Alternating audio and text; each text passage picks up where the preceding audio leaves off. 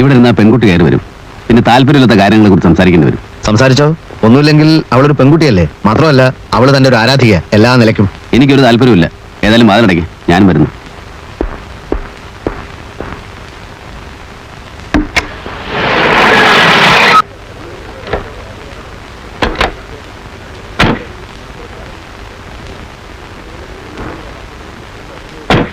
അപ്പൊ എന്താ തന്റെ പരിപാടി? വക്കീലിന്റെ ജോലികൾ നോക്കിയോ, ഞാനിവിടെയൊക്കെ തന്നെ ഉണ്ടാവും. നെല്ലായി കത്തിക്കുത്ത് കേസിന്റെ ക്രോസ് വിസ്താരാണ്, കഴിയുമ്പോൾ ഒരു വഴിയാവും. കാറിനടുത്ത് കാണാനല്ലേ ഞാനങ്ങ് പോകും. വക്കീല് ചെല്ലേ, വിസ്താരം തുടങ്ങുമ്പോൾ ഞാനും വരാം, എനിക്കും കേൾക്കണം. Good morning sir. ആ, ഉത്തമം വന്നില്ലേ? വന്നു, സാറിന് വേണ്ടി വെയിറ്റ് ചെയ്യോടെ. ആ, കടലാസൊക്കെ എടുത്തു വെച്ചില്ലേ? എല്ലാം എടുത്തു വെച്ചാണ് സർ. വക്കീലെ, ഞാൻ പറയുന്ന ഒന്ന് കേക്ക് വക്കീലെ. അനന്ത, ഇനി അവധിക്ക് വെക്കുന്ന പ്രശ്നമില്ല. എടോ, കേസ് നടത്തുമ്പോൾ വൃത്തി വേണം. എനിക്ക് സ്ഥിരമായിട്ട് ഇതായിരുന്നല്ലോ പണി. അവിടെ വെയിറ്റ് ചെയ്യണോ, ഞാൻ വിളിക്കാം.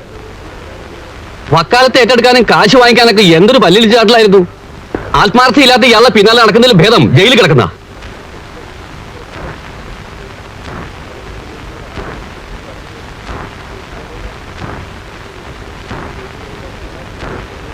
എന്തോടൊപ്പം തുറിച്ചു നോക്കണത്?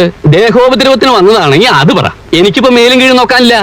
ആളുകൾ വരണു, എന്നെ തല്ലണു, പോണു, അതിന് കേസില്ല. സ്റ്റേഷൻ സൂപ്രണ്ട് ഞാനൊന്ന് തൊട്ടു, അതിന് കേസ്. താനൊരു പണക്കാരനായിരിക്കാം, ഞാനൊരു പാവപ്പെട്ടവൻ. നമ്മൾ ഒരേ കുറ്റം ചെയ്താലും കേസിന്റെ പോക്ക് രണ്ടു വഴിക്കായിരിക്കും. എന്താ കേസ്? അപ്പൊ തനിക്കെന്നെ അറിയില്ലേ? സസ്പെൻഷന് ശേഷം ഇക്കണ്ട കാലൊക്കെ ഞാൻ ഈ കോടതി വരാന്തേ തന്നെയല്ലടൂ. ആകെ ഉണ്ടായിരുന്ന പശുവിനെ വിറ്റു, ആകെ ഉണ്ടായിരുന്ന വരിക്കപ്ലാവ് വിറ്റു. ഇനി ആകെ ഉള്ളത് ഞാൻ മാത്രം. എന്നെ കൊണ്ട് വയ്യേ. എന്ത് കുറ്റാണ് ഞാൻ ചെയ്തത്? ഡ്യൂട്ടി കഴിഞ്ഞ് ക്വാർട്ടേഴ്സിലേക്ക് പോരുമ്പോ 2-3 ആളുകൾ കൂടി ഒരു ശവം ട്രാക്കിൽ കൊണ്ടുവരുന്നു കണ്ടു.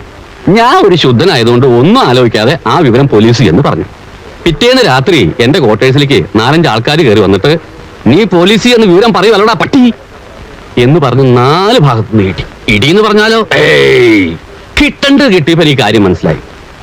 ആരെങ്കിലും ഒരു ശവം റെയിൽവേ ട്രാക്കിൽ കൊണ്ടുവന്നിട്ടാൽ നമ്മൾ കാണരുത്, ഇനി കണ്ടാൽ തന്നെ പോലീസ് എന്ന് പറയരുത്.